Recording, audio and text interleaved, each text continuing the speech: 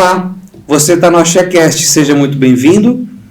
O AxéCast é viabilizado pela tenda de Umbanda União e Fé. Meu nome é Lucas, ao meu lado aqui também está o pai Sandro de Xangô, que é dirigente da tenda de Umbanda União e Fé.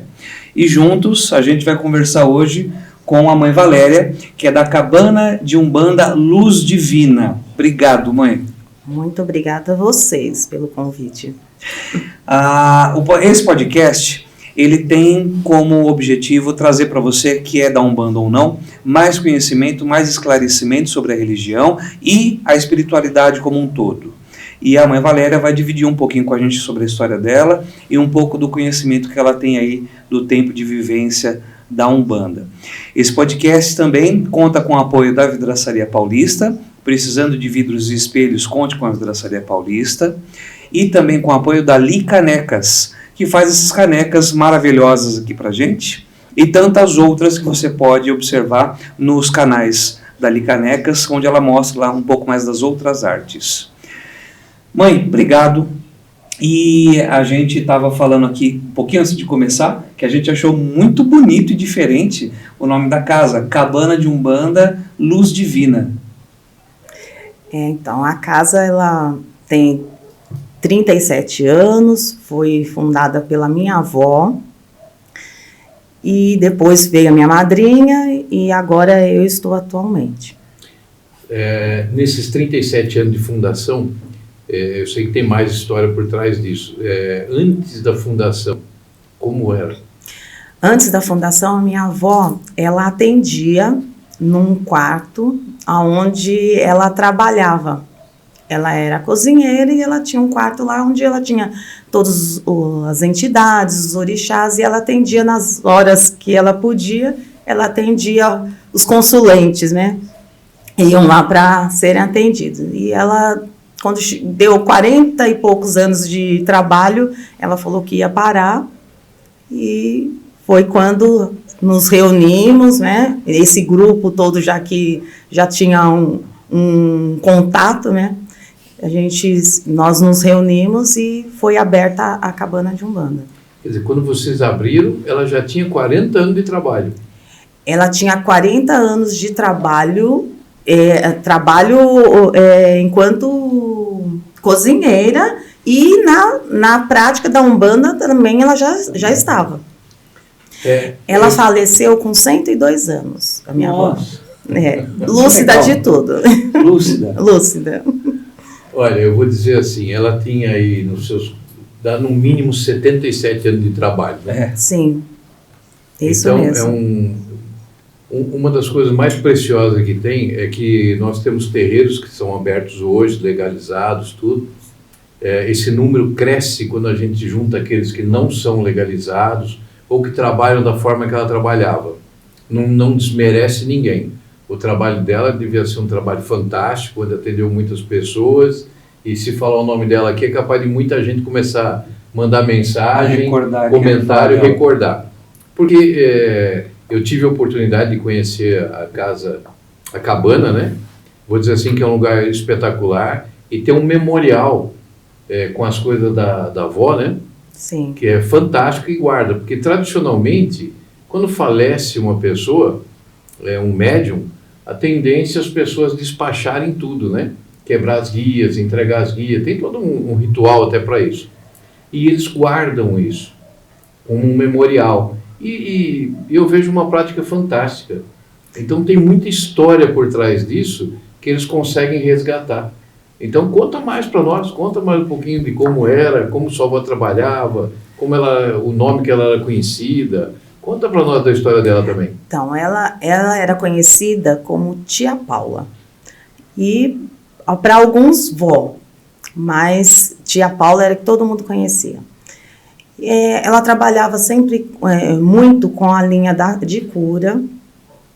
Era uma pessoa, assim, muito alegre, muito simpática, assim, de se conviver, e tranquila, muito tranquila, uma calma. E dentro do terreiro, ela sempre foi de ensinar mas sempre assim na espera do que aquele filho buscasse mais para estudar, para sempre ir em busca do aprender.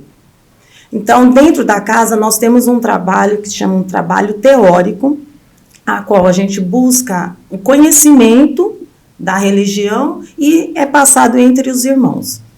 Então, sempre vai se revezando entre os irmãos para que aquele vá à busca de um tema, alguma coisa que é sempre lançado, e aí traga para discussão, para que a gente possa aprender cada vez um pouquinho mais. Um dos trabalhos é esse. 102 anos tem muita coisa, né? Muita história. Eu recentemente fui no aniversário, a primeira vez que fui no aniversário de 100 anos, né? Então, poucas pessoas chegam numa idade dessa. Ela deve ter trabalhado muito. Como foi essa passagem para sua madrinha? Foi depois que ela faleceu? Ou ela era em vida, ainda passou a direção para sua madrinha? Como a minha madrinha trabalhava já direto com ela, a passagem ela foi que, no momento que ela já viu que ela não estava em condições assim física, já foi passando para minha madrinha. Então minha madrinha sempre acompanhando em tudo, e ela também, mas sempre já foi passando ano a ano para ela. Já assim, natural, né? Natural, isso. Aí quando ela faleceu realmente, que também foi muito tranquilo, então foi rápido, né? Assim, eu falo rápido, mas todo um processo para que a minha madrinha pudesse estar no lugar dela, né? Não teve nenhuma demora, porque ela já vivia lá, então foi assim, papum, aconteceu, sim, né? Foi. E sua madrinha ficou quanto tempo na direção? A minha madrinha ficou... a minha avó faleceu em 2010. Então, minha madrinha foi de 2010 a 2020, porque a minha madrinha faleceu em... 10 anos. A minha madrinha faleceu em 2020. Aí, daí para frente, você... Aí, eu comecei também num processo que nem eu imaginava, mas nesse processo de adaptação, né, juntamente com ela, e quando foi em 2020, meio à pandemia, né, no início da pandemia, eu que assumi. E você fez um comentário, na hora que nós estávamos conversando, antes de começar, de uma tenda que você conheceu com a sua família. Eu conheci com a minha família uma tenda Oriente Médio. Era no Imbu, e lá eu frequentei enquanto criança. Depois, no comecinho da minha adolescência, bem no início mesmo, aí foi quando depois a minha avó abriu a casa também. Então, foi esse o processo. Eu vim da tenda de Umbanda Oriente Médio para a cabana de Umbanda Luz Divina. Fantástico. Uma história bacana, e a gente está começando essa trajetória, e é o terreiro mais antigo que a gente tem no momento, né? 37 anos, né? Assim, que conversou com a gente no momento, né? Vai ser difícil bater, né? Assim, nós temos terreiros que vêm com algum tempo, tudo, mas 40 anos é uma troca de comando, uma troca de geração, e muitos terreiros se perdem. Essa educação que vocês tiveram é fantástica. Por quê? Houve o desligamento dela e já a continuidade. O que não acontece com muitos terreiros. Infelizmente... não tem um plano de sucessão, não temos um plano de sucessão, não preparamos ninguém, né? Isso, grande parte fazem isso. Mas tem que existir essa sucessão. Por quê? Do mesmo nome que vocês têm, Cabana de Umbanda Luz Divina, não designa uma entidade, né? Aqui também o nosso é União e Fé. Por quê? Para que exista continuidade. Sim. Porque você fala assim, Caboclo Arapiraca, vamos dar um nome. Faleceu o médium, parece que aquilo acaba por natureza própria, né? Ele vai e encerra. Então, esse fato que a gente vem dando nome para continuidade, tem que existir uma sucessão. Com E certeza. vocês fizeram perfeitamente, então de parabéns, e que seja... Se for de caso, pensa. Seja uma casa centenária. Quando a cabana foi escolhido o nome da cabana, a minha avó, né, no caso, ela deu abertura até para que dessem sugestões de nomes. E esse nome foi quando ela levou para as entidades e foi o nome que foi aceito. E aí, sobre a casa, acho que a primeira pergunta, até pegando essa trajetória desde a avó para cá, hoje é muito diferente o jeito de se trabalhar de como a avó trabalhava? Olha, eu procuro seguir a linha da minha avó. Os trabalhos, nós temos os atendimentos, temos os trabalhos, continuam sendo nos mesmos dias, então eu procuro. Mas, é claro, tem algumas coisas que a gente vai mudando, né? Porque as coisas também vão mudando para nós, né? Mas o mundo é igual na pandemia, foi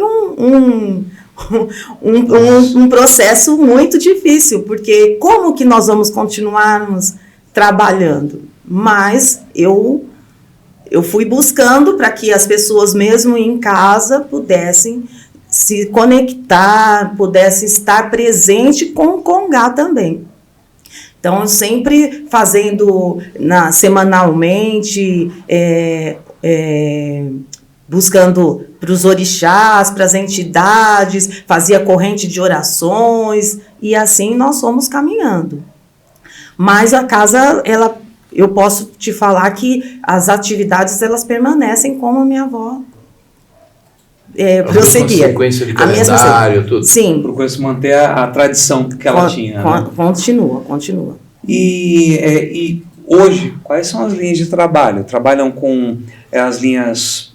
Enfim, as linhas de trabalho é caboclo, preto velho, criança, tem também trabalhos com os orixás. Como que se trabalha hoje? Não, nós trabalhamos com as entidades. Então, trabalhamos com caboclos, preto velho, com a linha das crianças, com baianos, continuamos desta forma. Os orixás a gente sauda todos eles. Pronto. O atendimento é semanal? O atendimento é semanal, às vezes de 15 em 15 dias. Porque nós fazemos trabalho tanto o prático quanto o teórico e fazemos o trabalho beneficente. Que saímos e vamos até uma instituição, até a casa de uma família, que esteja, às vezes, precisando no momento. Então, nós vamos tanto para levar um alimento, quanto para levar uma oração, para conversa, para saber de que forma também podemos ajudar. É assim. Bacana, faz trabalho social. Sim. Indo na casa da pessoa? Indo na casa da pessoa. As pessoas vão lá, dão um nome e acaba sendo feita uma agenda para ir até Isso, para irmos até lá. Esporadicamente, o que acontece? Não tem condições de ir na casa todos os irmãos, então vão pelo menos 2 para que conheça aonde a pessoa mora, para que a gente possa continuar até dando, às vezes, uma assistência. Salvo algumas exceções, não tem, é muito complicado para chegarmos até aquela casa e a pessoa está precisando no momento, vai chegar o alimento até ela da mesma forma.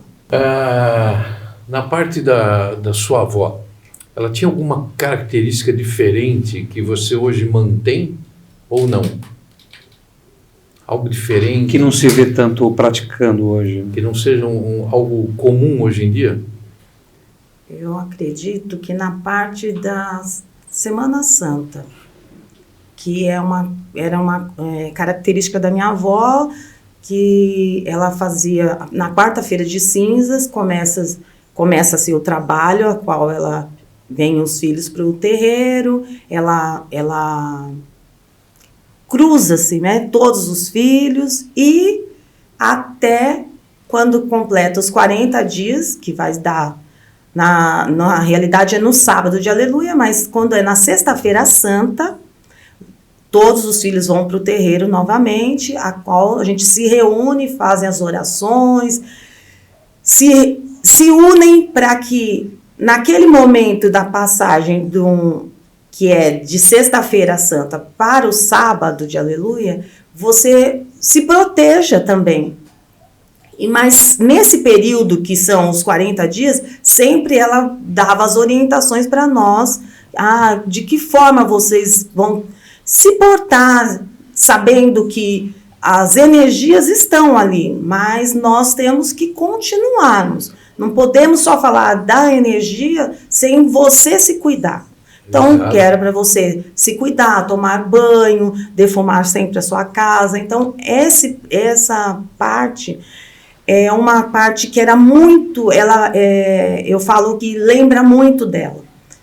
E ela tinha a entidade a qual vinha na Sexta-feira Santa, que era a doutora Maria Luísa. E esse trabalho a gente permanece fazendo. Era uma doutora? Era uma doutora, a qual eu posso falar para o senhor que, nossa, era tão acolhedor que hoje, mesmo a minha avó não estando presente, eu falo que é acolhedor da mesma forma, porque eu sinto a presença dela no trabalho. E outras pessoas que não são na nossa casa também já me falaram isso. Então, isso é muito bom. Ela tinha uma entidade que era chefe ou que se manifestava mais, assim, que dava as orientações? Não. Ou eram todas iguais? Não, as que davam, acho que mais orientações era a vovó Cambinda. Sim. E, claro, ela tinha seu pena branca, ela tinha seu pena verde, mas tinha outras entidades, mas a vovó Cambinda é que comandava ali. Isso, comandava bem.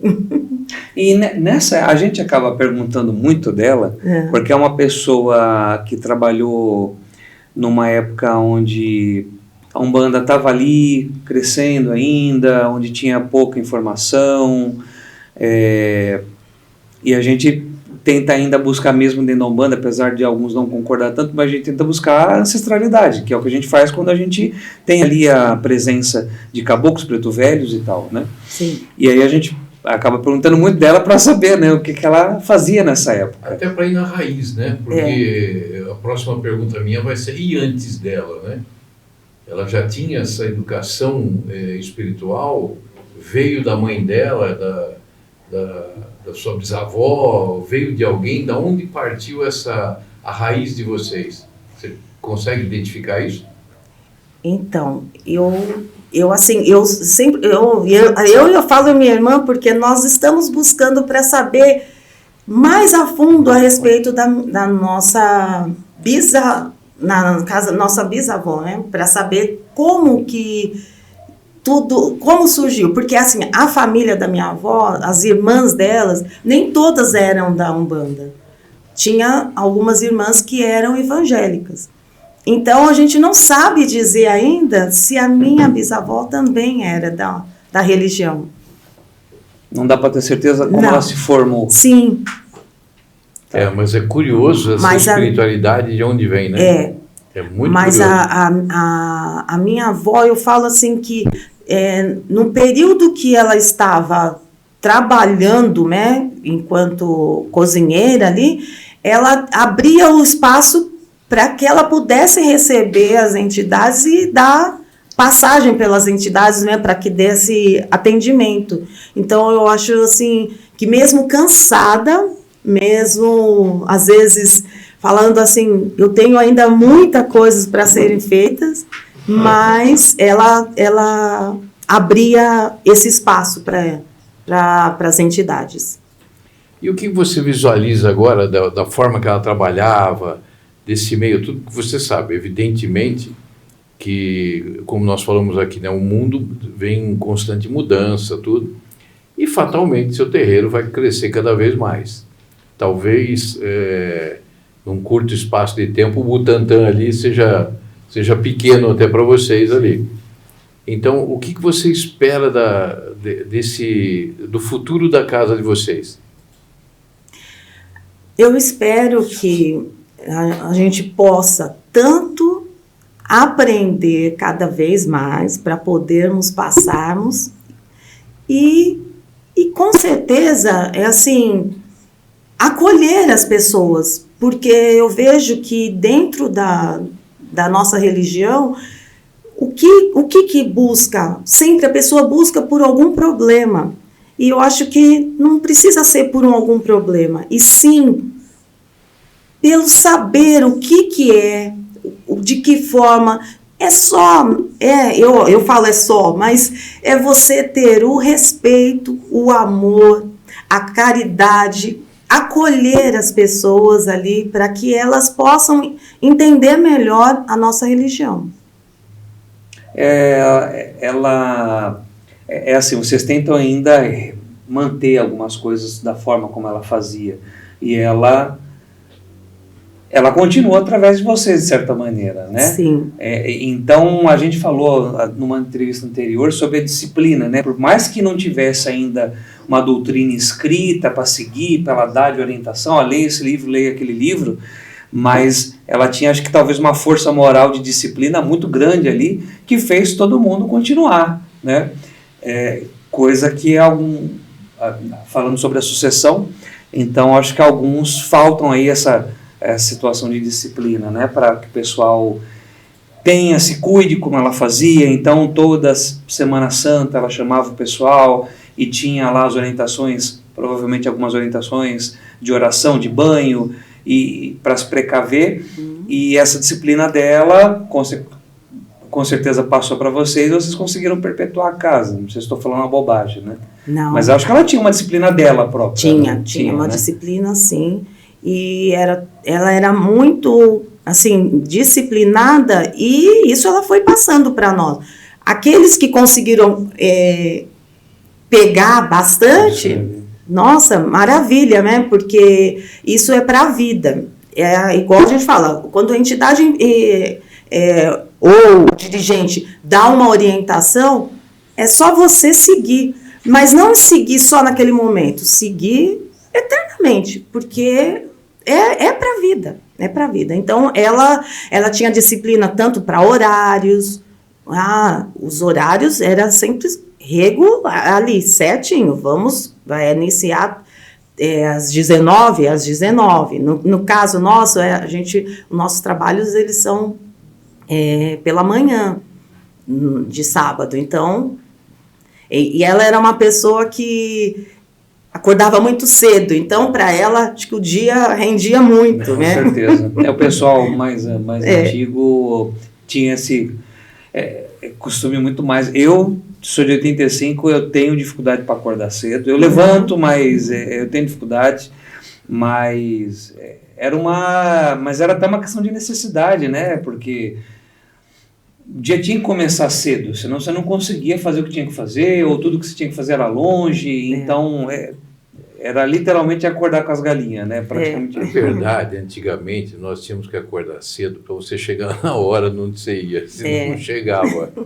Então, normalmente era ônibus, não tinha tanto acesso a carro. Então, principalmente na época dela, é lógico que precisava acordar cedo, Sim. Não tinha como. E essa disciplina, para quem trabalha na cozinha, é fundamental, né? Também. O almoço tem que estar pronto a meio-dia.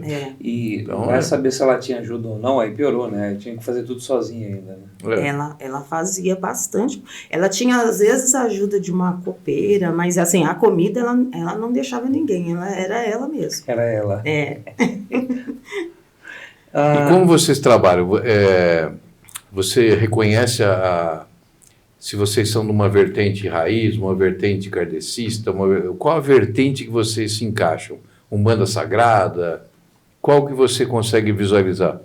Eu consigo visualizar de uma Umbanda raiz. Raiz. Ela mexia muito com flores, você mexe muito com flores, com ervas? Com ervas. Bastante ervas ela mexia. E você hoje segue na mesma linha? Sigo na mesma linha. é uma linha que eu falo assim, que acolhe, eu falo, nem sei se eu que optei, mas eu falo que não fui eu, né? Porque acho que as entidades já vão sempre, acho que seguindo, né? O que já vinha dela e foi passando.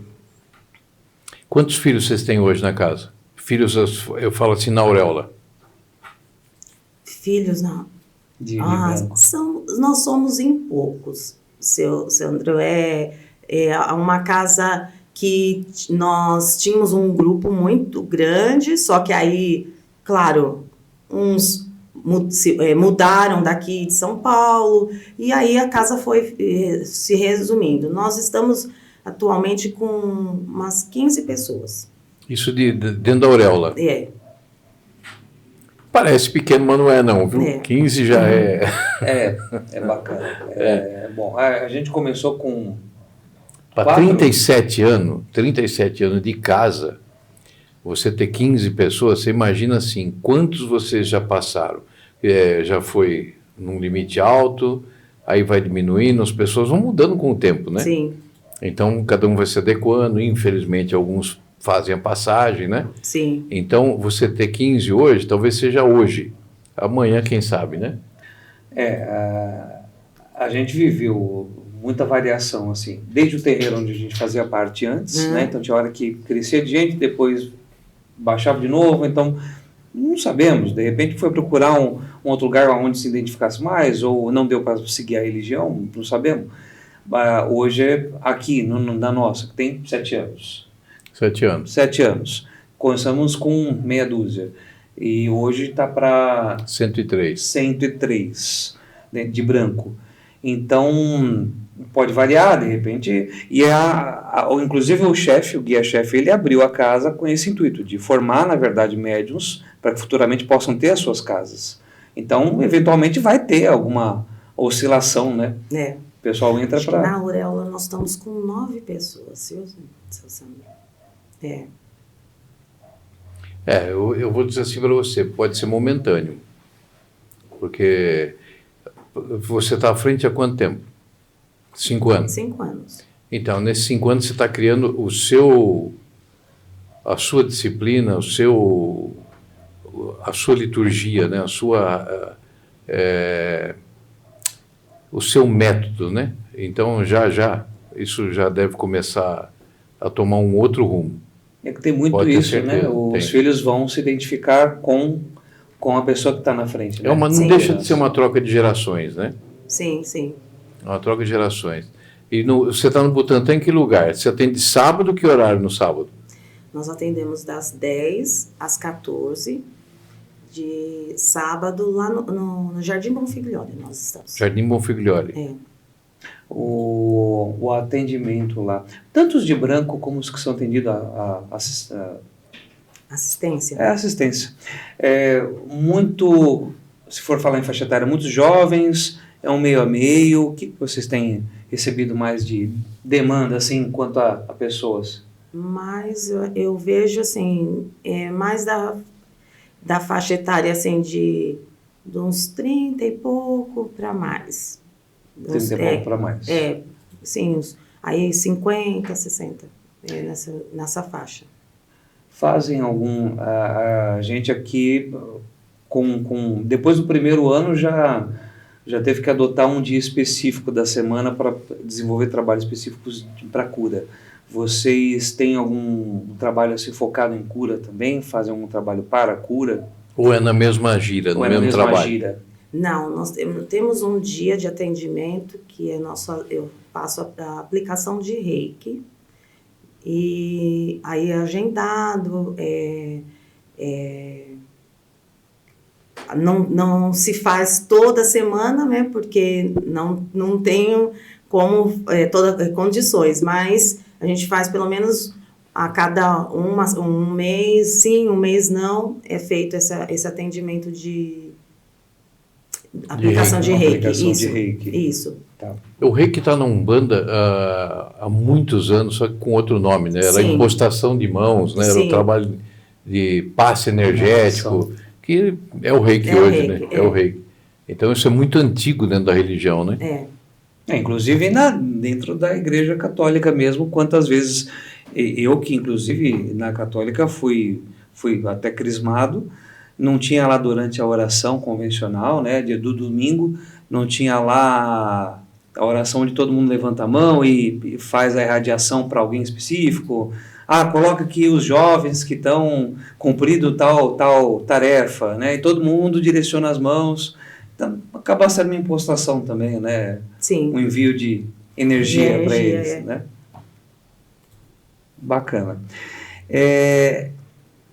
A mãe falou que a casa não tem uma atividade dentro de rede social, internet, nada por enquanto, né? Por enquanto não. Pretende ter? Pretendemos. Aí a pergunta é assim, porque a gente está vendo muita coisa, eu acho que acaba esbarrando a gente no celular, né? A gente acaba esbarrando em alguma coisa meio sem querer. A gente vê muita gente dando orientações, né? Então dando orientações sobre como fazer tal trabalho, como que se incorpora, vou ensinar aqui para você como incorporar, vou ensinar aqui para você a descobrir o seu guia, vou ensinar aqui para você como acender uma vela. Então tem muita orientação para tudo, porque o pessoal quer criar conteúdo de algum jeito. Não sei se a mãe já esbarrou em alguma coisa assim, mas qual que é a sua visão com relação a esse crescimento tão rápido que a internet está tendo, com informação nem sempre correta da Umbanda, enfim, a mãe vê, o que vê de bom, o que vê de ruim nisso aí? De ruim, eu acho que assim, as pessoas elas começam a ler aquilo e achar que é daquela forma que tem que ser, e ela acha que se um conseguiu, ela também vai conseguir. Então, eu acho que isso é muito errado. Eu acho que a pessoa realmente, ela tem que procurar uma orientação adequada, um local idôneo, e saber dali da casa, né, do dirigente, de que forma que eu posso estar dentro da religião, conhecer. E eu acho que é desta forma que, ainda é desta forma, não é através do que ela vai ler ali na internet que ela vai conseguir buscar o que ela almeja, né, no caso. Uma das coisas que a gente vê assim, a internet ela é muito rápida, ela leva rápida a informação, tudo, mas algumas pessoas deturpam um pouquinho a informação e trazem algo que não tão bom, ou é difícil a gente dizer é errado, não sei. É que eu vejo assim, nem todo remédio serve para todo mundo, né? Às vezes aquele remédio que serviu para você não serve para o outro. E aí que a entidade entra na perfeição e acerta, né? Então, nem todo remédio serve para todos. É uma coisa que acontece lá. A Novalgina tira dor. Ela tira dor, ela não cura. Não. É um analgésico. Então, pode ser que algo amenizou, mas não curou. Por outro lado, tem remédios que não fazem nada. A pessoa pode tomar um remédio e falar, não, isso aqui não serviu para mim, não resolveu nada. E para outro foi excelente. A mesma coisa é a espiritualidade. Eu estava para falar isso mesmo, porque o pessoal põe na internet, de repente está certo, mas não é o que vai servir para aquela pessoa em questão, né? Então, eu acho que... Porque aí tem o pessoal que faz tipo horóscopo, né? Então o pessoal coloca, os filhos de Oxum são assim, os filhos de Oxóssi são assado, e por aí vai. Aí a pessoa começa a ver como horóscopo, então eu acho que eu sou filho de fulano. Só que aí não procura se aprofundar, vai naquela emoção daquele vídeo que é divertido e tal, e não procura ver que na verdade... se você vai procurar essa ancestralidade, então você, na verdade, é filho de tal orixá com tal orixá, e depois vem toda uma sequência depois e tem uma razão de ser. E aí, então, não é só fazer o trabalho X que vai mudar a sua vida. Na verdade, pode bagunçar tudo. Né? Já teve esse tipo de problema lá na casa, com os filhos tentando trazer, olha, eu vi isso aqui na internet, não é isso aqui não? Já teve alguma coisa assim lá? Não. Que bom, viu? Que bom. Que é que nem médico. Médico recebe lá, o cara chega no médico, doutor, eu estava sentindo assim, o Google falou que eu tô com tal coisa. E o médico pergunta, e o que você recomenda? Não, porque ele já chegou com o diagnóstico, então o médico já pergunta. Então a gente está meio preocupado assim. A internet ela ajuda demais, a gente está muito empolgado com o que ela pode proporcionar, né? Mas ao mesmo tempo preocupado em orientar quem acompanha aí, quem vem acompanhar ainda mais, e é um dos intuitos aqui, né? Deixar o pessoal assim, no mínimo com um senso crítico, do tipo, filtra, procura filtrar. Sim, é isso que é importante, que tem que filtrar realmente, porque nem tudo é válido para o momento da pessoa. Sobre quer fazer a pergunta? Não, pode fazer. Sobre eu ainda estou pensando que a mãe falou sobre as orientações da avó na Semana Santa. Que orientações que ela dava como proteção pessoal? Era oração, era banho? O que ela fazia? Oração e banhos. E oração tipo Pai Nosso, ou não, outro tipo de oração? O que ela fazia? Não, ela mesma, às vezes, ela chamava o filho e ela mesma fazia as orações para cada filho e dava as orações assim, para o filho, a oração que a pessoa tinha de costume. Ela era para a pessoa fazer regularmente. Não deixar só para fazer na quarta-feira de cinzas e na sexta-feira santa. E sim fazer nesse período todo. Porque ela sempre teve, e que sempre passou isso, que as orações, elas são muito importantes, são fortes. Se você pegar um copo de água e fazer uma oração bem feita, você atinge o objetivo. Mas o que acontece? Às vezes a pessoa ela só espera da entidade. E aí é isso que ela sempre explicou para nós, que a gente também tem poder, mas de que forma? Rezando. Então, é colocar em prática. Falar que você não sabe um Pai Nosso e uma Ave Maria, ele tem muito poder. Se você entrar dentro daquela oração. Então, era isso que ela sempre falou para nós. E é legal falar isso, que reforça algumas coisas também que a gente queria passar. Que às vezes o pessoal... nem todo mundo que vai nos assistir é de Umbanda, nem todo mundo é do Candomblé, e nem todo mundo, enfim, é da espiritualidade em geral, mas é interessante saber, é Umbanda, né? Então vai nos conhecendo agora melhor. A gente faz oração, 90% das orações que a gente faz são Pai Nosso e Ave Maria. Sim. Quando não reza um credo, quando não reza uma prece de Cáritas, uma oração de São Francisco. Uma oração de São Francisco. Uma salve rainha. Uma salve rainha. Eu, toda manhã, eu peguei o hábito de rezar Pai Nosso, Ave Maria, salve rainha e oração do Anjo da Guarda. E é oração umbandista, se você quiser classificar desse jeito, não. É oração que vem, sei lá, dos católicos, enfim, que seja. Mas não, então a gente está aqui, a gente está com as imagens aí de sincretismo, né? A gente tem no nosso altar Jesus, nós temos a Virgem Maria, temos Nossa Senhora Aparecida, temos Nossa Senhora Conceição, Santa Bárbara, temos São João Batista, enfim, estou jogando aqui, mas nós temos também os orixás, né? Sim. E aí, mas o pessoal quer demonizar o orixá, né? A mãe já sofreu algum tipo de pressão, de preconceito, de retaliação, seja por religião ou seja por outro motivo, não? Olha, com certeza, preconceito eu já sofri. E sim, pela religião, por ser umbandista, por ser negra. Então, isso, às vezes, é complicado para o outro aceitar. O porquê que você é umbandista, o que é ser umbandista. Então, isso não saber e também não procurar saber o que é a religião. Então, aí você, você é um ser de um outro planeta, né? Enxerga você como um ET, né? Isso. Que absurdo. Mas, infelizmente, acontece. Agora, o sincretismo, para mim, é uma das sabedorias mais bonitas que o negro, que o escravo fez, né?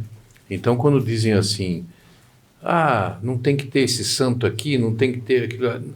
Gente, a sabedoria deles foi tão grande e tão bonita, há quantos anos está aí, eu acho que não tem o que mudar. Eles fizeram o que fizeram da forma que eles acharam. E graças a eles nós estamos aqui hoje. Mas fez sobreviver a essa ancestralidade aqui dentro, né? Sim. Não que a Umbanda tenha nascido com ela, mas pôde absorver que veio dos outros, que veio de uma mistura de povos, e graças a Deus eles conseguiram, né? Conseguiram. Foi uma inteligência, né? Nossa, aí, né? E tem mais, né? Isso vem um ensinamento de humildade tão grande, porque o que o negro sofreu na senzala, o que apanhou, sabe, aquilo tudo foi é um absurdo, né? Eu não tenho o que falar. Aí eu falo assim, e com tudo isso, eles eram humildes, trabalhadores, e o que nós falamos hoje aqui, agora há pouco com o Langoni, estamos falando com a Mãe Valéria, acolhimento. Se tem algo que nós aprendemos com eles, é humildade e acolhimento. Não tem igual. A humildade, o carinho.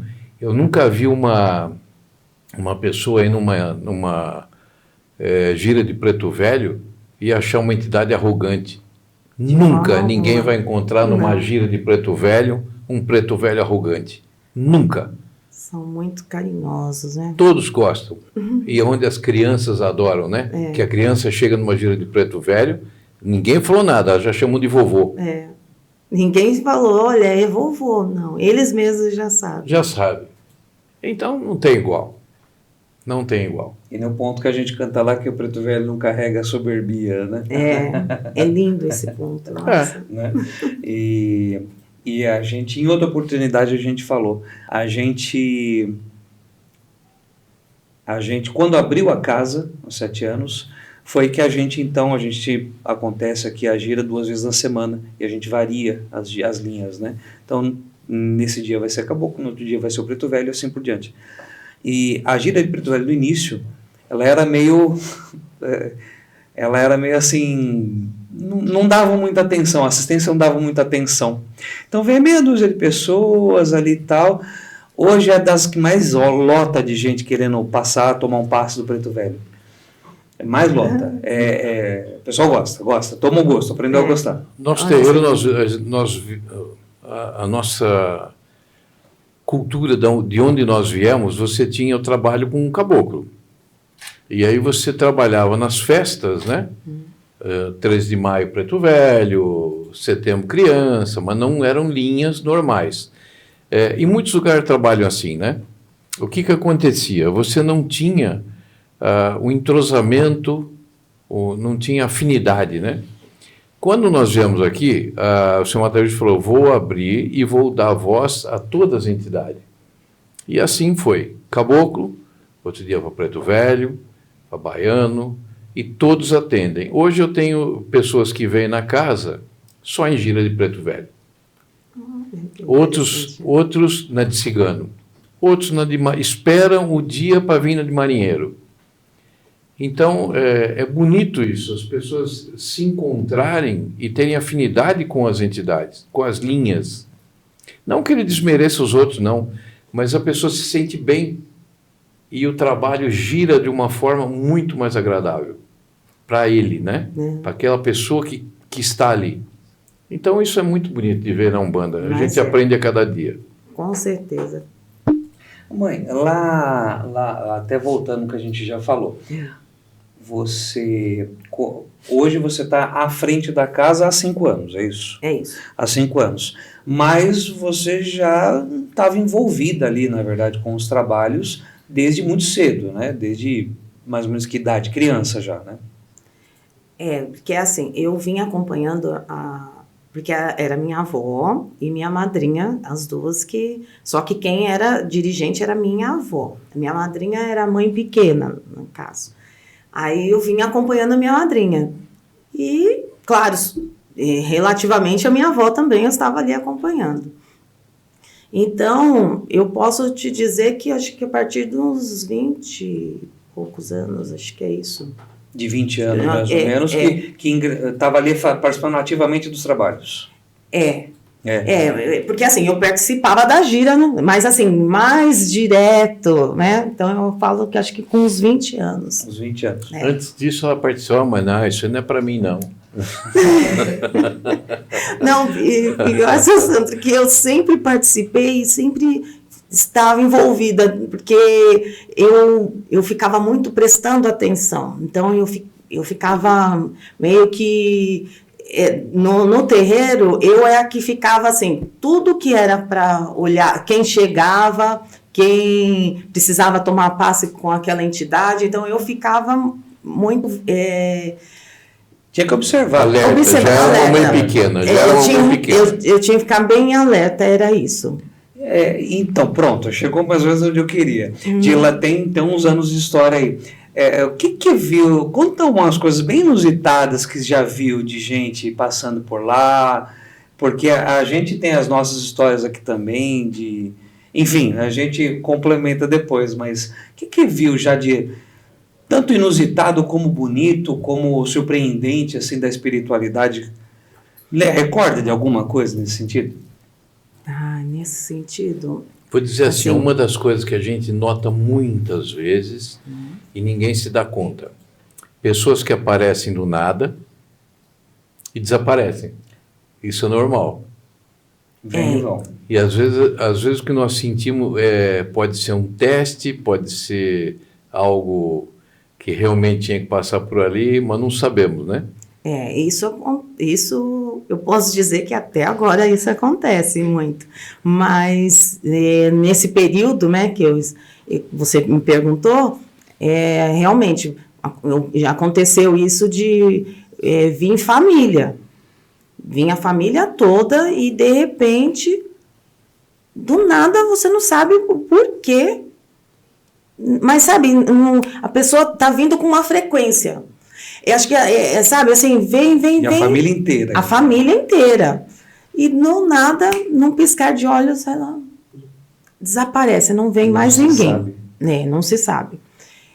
Esse é um fator que o seu Sandro até colocou, mas isso aconteceu.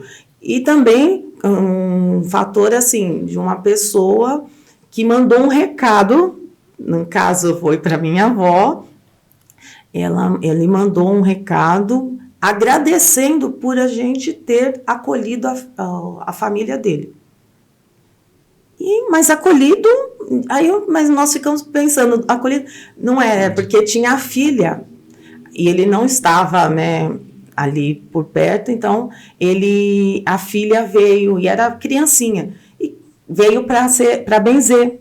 E nós, como sempre, com qualquer um que chegar vai ser muito bem atendido, aconteceu com a filha e com a mãe, no caso, né, da pessoa. Então, quando esse recado veio para nós, a gente achou muito interessante, porque a gente ficava assim, nossa, mas por que disso, né? Mas a pessoa agradecer por ter acolhido. Que é o que menos acontece, infelizmente, né? O agradecimento gratidão mas é curioso, é comum a gente ver pessoas que vêm, resolve o problema e não vem mais. De repente aparece um outro que vem e fala, não, é que fulano frequentou aqui e tal, e me pediu para vir, que para ele foi muito bom. Então, assim, a Umbanda, ao meu ver, é uma religião de portas abertas. Entrou, nós estamos lá para ajudar. Se ele quer voltar, a porta está aberta. Uma certeza que ele nunca vai esquecer de nós. Mas nós fizemos a nossa parte com ele. Isto é fatal. Quando você fala de benzimento, essa tradição é antiga com vocês? É antiga, porque mas assim, a minha avó era a pessoa que benzia. Depois de um tempo, eu comecei a benzer, e também tenho uma filha de fé no terreiro também que faz benzimentos. Hoje em dia é muito difícil achar quem faz benzimento. Minha avó, por exemplo, benzia, e benzeu até morrer, até os 85 anos ela benzia. E hoje tem coisas que a gente nem ouve falar mais, né? Eu não sei se você já ouviu falar de mal de simioto.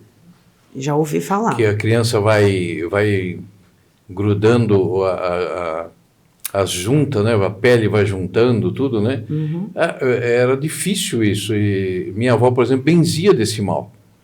E com 7 dias, a criança não tinha mais nada. Como era, como não é, a gente não sabe. É uma ciência que não está para nós, né? Mas Agora, tem coisas que a gente vê, e os nomes são curiosos, né? Bucho virado, o famoso quebranto, né? Quebranto, Bota o galho de arruda. E são coisas que o benzimento é fantástico. Sim. Muita gente se socorre nisso. Só que a benzedeira eu vou dizer assim, é um ser que nasce velho, né? Porque não tem uma de 20 anos, né? Não. Ela só aparece com a maturidade, né? É. Com a maturidade, com aquele carinho, com a capacidade de externar a sua energia para ajudar o próximo, né? É isso mesmo. Então, como é que eu vou dizer assim, a saudação que a gente faz para esse povo de benzimento, que é fantástico, não tem igual. Eu mesmo passei por um monte de benzedeira, não passei? Passou. Eu passei por um monte de benzedeira. Eu lembro de alguma flash, assim, porque a memória já... Estou ficando senil já. Mas lembro sempre com ou com a mão em si, fazendo oração, ou então era com um galinho, sempre alguma erva, né, fazendo benzimentos. Sobre o que a gente estava falando dos causos e tal. Eu vou chamar de causo, né? Eu pergunto porque eu tenho curiosidade de saber, principalmente de quando vem de uma tradição mais antiga e tal, e a gente teve... A gente, ao longo desses 7 anos, fora os anteriores ainda, a gente tem algumas coisas que a gente observa durante os trabalhos, né? A gente teve um caso muito curioso que foi um dia de trabalho com os baianos.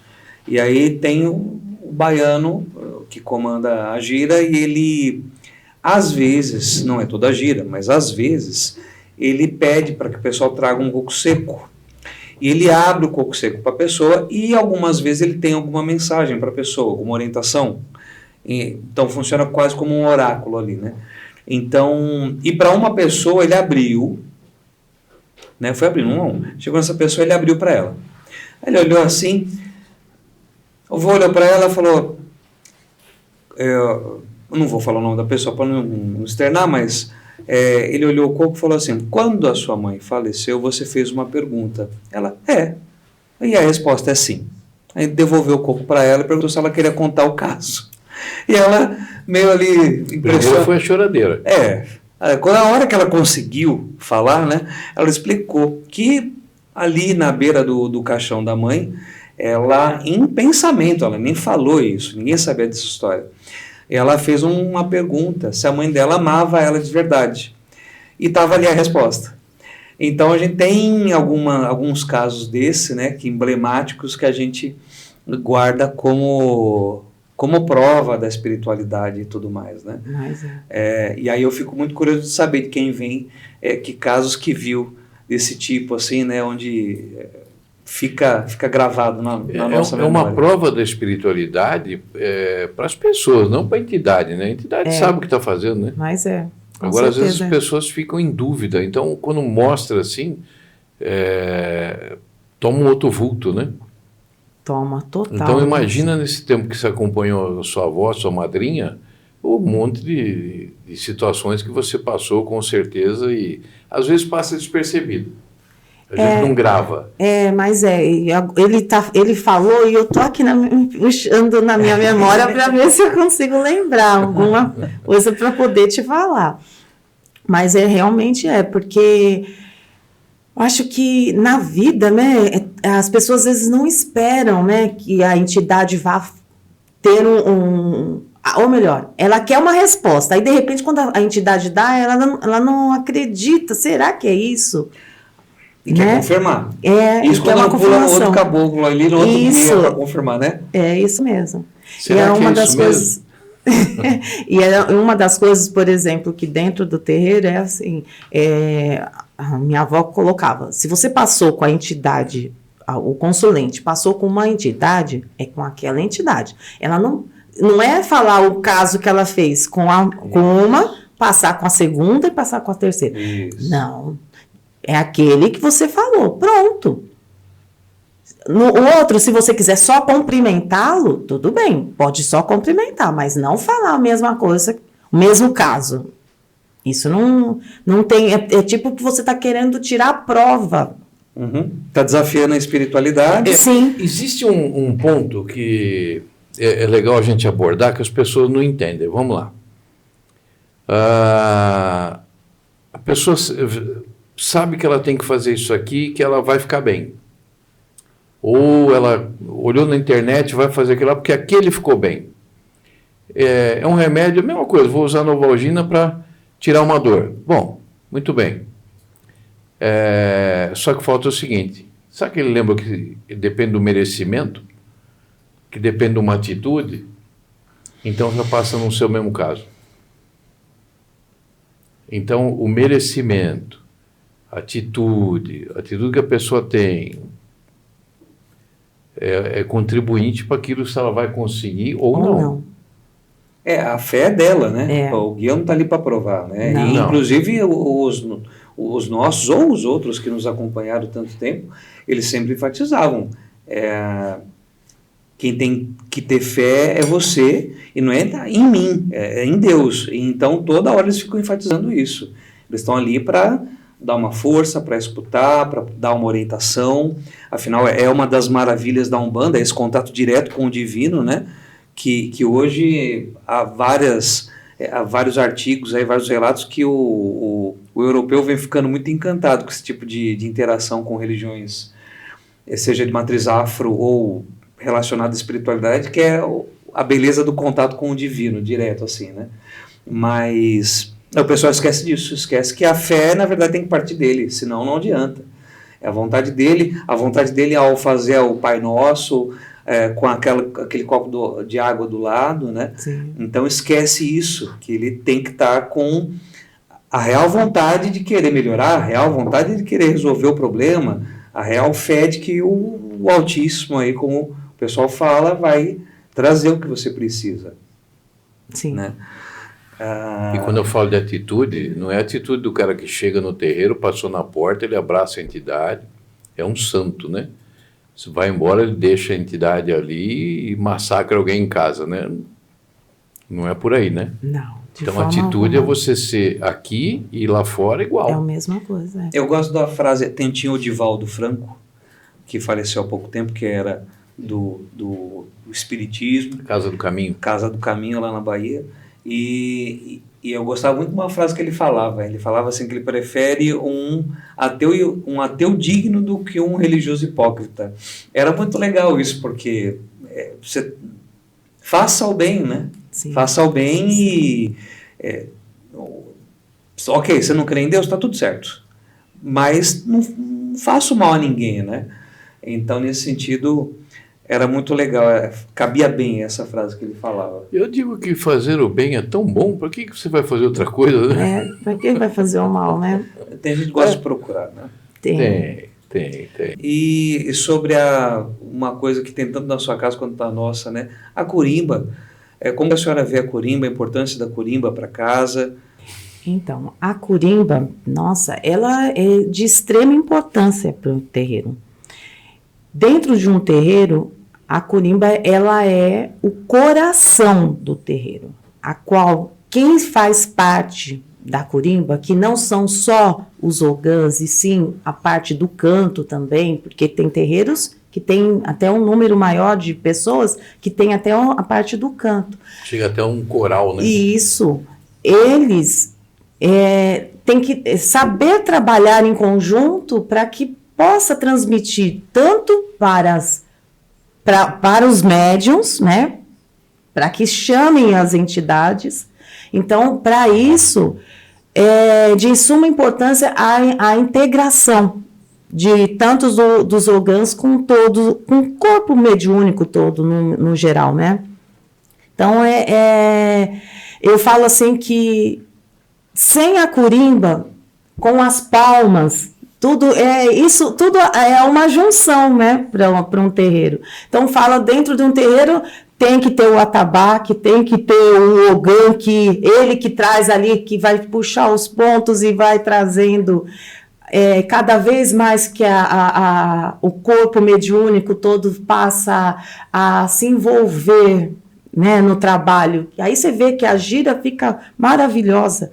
Cada ponto que é cantado ali é uma oração. É uma oração, aquele ponto que nós estamos cantando. Então, isso é divino, né? Eu amo, porque eu antes de tudo, quando era criança, eu vinha participando da corimba, até que eu fui passando, fui Cambone, aí foi. Todo mundo que a gente conversa no dia a dia, né? Que quando fala da corimba, fala dos atabaques, o pessoal, todo mundo fala com uma certa emoção, porque o pessoal até faz camiseta colocando ali, né, o toque do meu coração, alguma coisa assim. Acho que é assim que eu vi as camisetas. E realmente, quando a corimba tá ali, toda cadenciadinha, eu sou suspeito porque eu sou corimbeiro, né, mas toda cadenciada, tá todo mundo cantando junto, e o pessoal de branco também tá batendo palma e cantando junto, muda completamente a gira. Muda. Então, é diferente quando a gira, já no início, quando começa os trabalhos, e a gente tá cantando os pontos de entrada, e aquela corimba tá cantando forte, e o pessoal de branco também está cantando junto. É diferente de quando, de repente, está a corimba mais baixinha e o pessoal nem palma está batendo. É completamente diferente. A gira inteira depois transcorre diferente. Sim. Inteira. Eu falo assim, a pessoa que ela é da corimba, e é o ogã, né? Ele nasce para aquela... Ele traz a vida ali. Então, ele bate com muito amor, ele bate com vontade, ele traz ali pro terreiro, assim, toda aquela energia, né, de poder colocar os pontos dentro daquela batida, você entrar nela para que você possa realmente se desenvolver, para que você possa receber as entidades naquele toque maravilhoso. Então, da sustentação, né? Sim. Da sustentação. Sim. Eu gostava, o senhor que me ensinou a tocar e iniciar, né, no atabaque, ele infelizmente já faleceu, o seu Carlos Antônio Pastor, né? Ele ensinava a gente assim, que além de toda a energia que passa e toda oração que é cantada ali, né, nos pontos, a nossa mão batendo no couro funcionava como um filtro. Então recebia aquela energia e ia filtrando, né, dissipando e devolvendo para a gira em si a parte positiva, né? E esse ensinamento, eu e mais um colega que continua com a gente hoje, a gente sempre recorda esse tipo de ensinamento dele. Então, obrigado mesmo. Eu tenho mais uma pergunta. E quando o cambono tem mediunidade e não quer largar de ser cambono, o que você faz com isso? Que polêmica. Eu vejo que assim, a partir do momento você é cambone, aí depois você tem que dar passagem para as suas entidades também. E a entidade, você tem que deixar com que ela também evolua. Porque se a entidade está com você, ela tem algo a passar, ela tem missão a ser cumprida. Então, você não pode impedir. Eu vejo desta forma. Então, é um entendimento tanto do médium, né, que é cambono, com a entidade, mas ela tem que se desprendendo. Não sei se é o bem o termo, mas é Mais ou menos é isso. Tem que assim. entender que ela tem que deixar ali, né? Ela tem que deixar, tem alguém que vai substituí-la. Ela pode ensinar o outro a ser cambone, para que ela possa dar passagem para suas entidades. Mas isso por quê? Porque a pessoa está com medo de tomar uma outra responsabilidade? Muitas vezes pode ser que sim. E pode ser que ela gosta tanto daquela função que ela exerce dentro do terreiro, que ela não quer, ela não Gosta tanto que não quer largar. Não quer largar. Ela prefere estar ali naquele momento conversando com outras entidades, dando assistência para uma outra entidade, do que ela incorporar. Que coisa, né? A gente faz no terreiro, a gente faz o rodízio, né, dos cambones, né? Inclusive, em breve tá para acontecer mais um, e o pessoal já fica temerário por aí, porque já se identifica com o guia e tal, né? Mas eu nunca fui cambone, eu já fui cambone em situação esporádica, né? Um trabalho ali onde a gente acompanha um ou dois, minto, né? Acompanha meia dúzia de guias numa entrega. Eu ali já fiquei no momento como cambone, né? Mas o pessoal tinha que aproveitar esse momento de rodízio, é legal, porque vai aprender diferentes métodos de trabalho. Um com ervas, o outro com flores, o outro com cristais. Cada entidade trabalha de um jeito. E aí é que está a mágica da coisa, o conhecimento que vai se adquirindo dentro não só da casa, mas de toda a espiritualidade de Umbanda em si, é muito grande. Eu acho que o pessoal não devia ter medo, não. Nós fazemos o rodízio até por uma questão simples, que eu não quero cúmplice. Ele tem que ser o cambono. Então, por quê? Chega um ponto de cumplicidade com a entidade, né? E até com o médium. Então, assim, nós temos que ter o respeito pelas entidades. Esse respeito tem que ser mantido. Ele tem que entender, porque o que a gente vê assim, às vezes até consulente, ele se entende tanto quando ele passa com um baiano, tudo, que ele não se toca que naquela brincadeira do baiano, naquela conversa do baiano, ele está trabalhando. E às vezes muito sério. Então, nós temos que respeitar como ele trabalha. Então, é assim, entidade é entidade, e nós somos nós, temos que ter o respeito. Então, o cambono ele não pode entrar nessa sintonia. E o médium também se sente confortável tendo o mesmo cambono, né? Então, precisa trocar por quê? Porque não podemos deixar numa área de conforto, né? Ele tem que ensinar outro, né? Porque senão chega um ponto e fala, já ensinei tudo, agora está tranquilo, não preciso fazer mais nada. Não é assim. Ele tem que ensinar outro. Nós somos eternos professores, vamos dizer, né? Que nós estamos ali para desenvolver todo mundo, né? Com certeza. Então eu pergunto, porque às vezes o cambono realmente ele se sente tão bem ali com a entidade que ele não quer mudar. Mas precisa. Afinal, a gente está para seguir evoluindo também, né? E a Umbanda acompanha essa evolução nossa. A gente, numa outra conversa, falou exatamente isso. Que na época da avó era de um jeito, né? Hoje é talvez um pouco diferente, mas porque também a cabeça dos filhos também foi mudando, a humanidade inteira, né? A gente está vivendo um novo problema agora, que é a internet e inteligência artificial. Então, se o pai Google de Aruanda já era um problema, o pai GPT agora vai ser pior, né? Ou a mãe TikTok, né? Então a gente tem que reconhecer isso, na verdade, e tentar usar da maneira que vai agregar. Então a gente está caminhando agora para o encerramento da entrevista.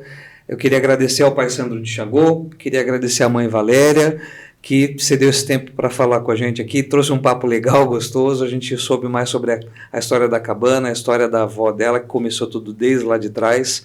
Então, obrigado de verdade, mãe. Obrigada a vocês também, viu? Mãe, quer deixar para o pessoal fazer contato, fazer pergunta, quer deixar um contato para a gente, um e-mail?